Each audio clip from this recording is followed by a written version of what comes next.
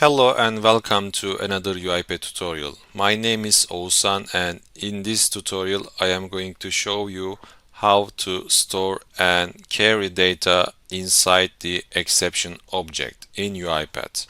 So for this tutorial I have prepared this sample workflow, which is basically reading the Excel file. We have coin names inside that Excel file, and then it is opening this coin ranking site and searching for that specific coin. After that, getting the related details for that coin and then saving to the same Excel file. So here I am reading this list of coins from the Excel file. Then I am iterating inside that data table by using for each row in data table activity here. And my coin list is a data table that I am reading from here. And after that, I am passing my coin name to this workflow, which is simply getting the price, 24 hours volume and market cap values from details page and returning those values to the main workflow, which is this main workflow.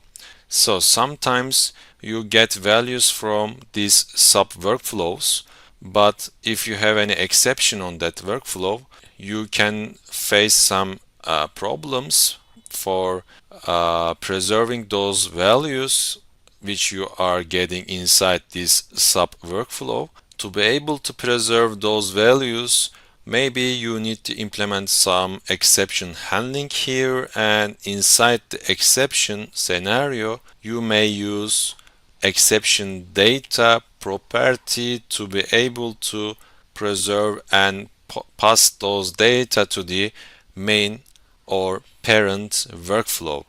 So inside here, let's implement that exception handling scenario and get the values from Exception.Data property. So let me run this workflow, run file. Let me close this. Okay, so it is going to get coin names one by one. First one, get price, market cap, and 24 hours value. For Ethereum also, we have, I think, 5 coins in the list. So one by one, robot is getting those values from that details page for that specific coin. So as you see, we might have a problem in some other activities actions here. So right after getting those values, maybe we have some problems, which is here right now. So once that exception occurred, we will lose all the values that we retrieve at this workflow. We won't be able to pass those values to the parent workflow. So what is the solution here? So here, let me get back to this place and we can type try catch, and inside catch I am going to implement exception, and here I will say okay, use the assignments. Let's put annotation, put price inside the exception data property.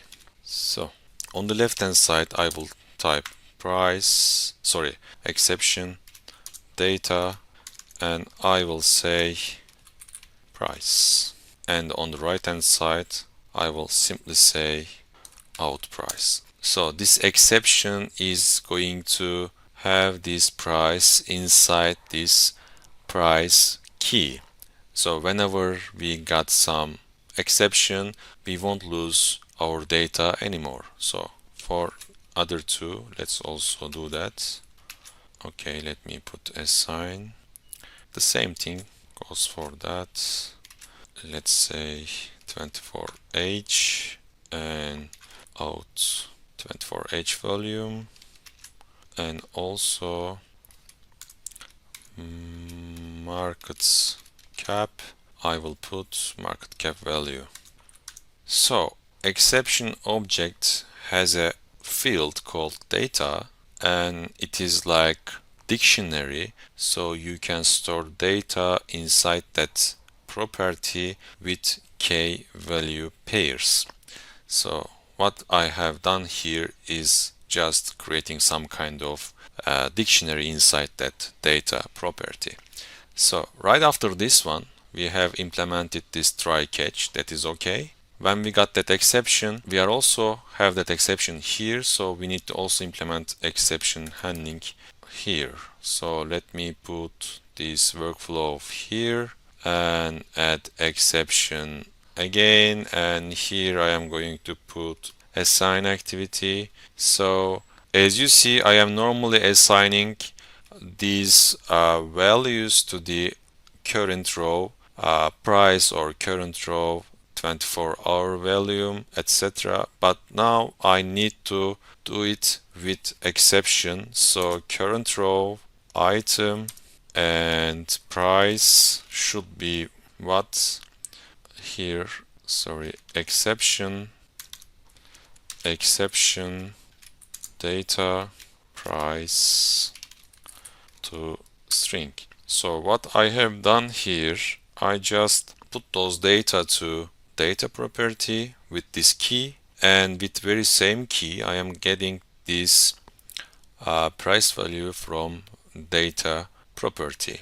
So let me continue for other ones. So I am going to put this, and again let's type it data and 24h.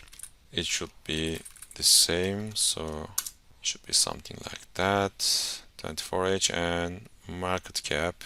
So I am going to get market cap from data because I have stored market cap value with this key inside data property. Item, it is market cap again, so let me type like this, and on the right hand side I will put data and market cap, and also maybe to string. Okay, this is the implementing that exceptional scenario.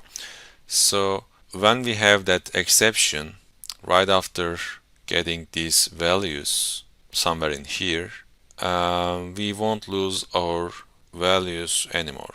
I also need to add throw here right after getting those values. Okay, so I am going to throw that exception again. Let me debug this workflow. Okay, so now it is searching for Bitcoin, getting details for Bitcoin, and after that getting Ethereum details. Right after that Cardano details, and once it is getting Tether details, it will somehow get an exception, and after getting that exception we will get an error here, and then we will go to the exception part because we have implemented try catch here, and now we have that exception. So let me click step into. Now inside the exception area I am getting those values to the exception data property one by one. Then I am throwing or rethrowing that exception again, and that time I am getting into the back to the main, which is our parent workflow, and as I got an exception inside this workflow, I am also getting into this exception area, and this time I am going to get those values from exception data property to inside my current row.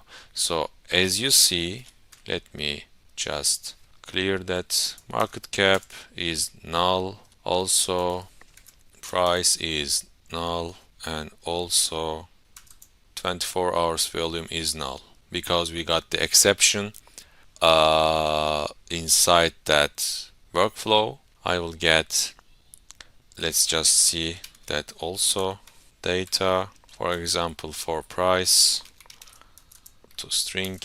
We are not able to get it. It's interesting. Let me see current row, but it's there. Okay, maybe I am typing. Yeah, it's here now. Okay, so let me delete this. Also exception dot data 24 hour, let's say, to string. As you see, it's here, and one by one we can go. So maybe it would be better to move these assignments inside the try area, because now right after exception it is going to change our values inside these current row. So maybe let me just close this one and put it here, and it's here and here. So yeah, I think it is better to implement this workflow or this use case like this. So I just wanted to show you how can we store data inside exception data property, because sometimes we may need to pass some values in case of exception to the parent workflows.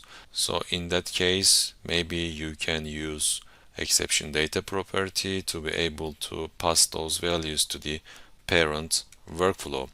So I think this will be all for today's session. Thank you for watching this video. See you soon. Bye for now.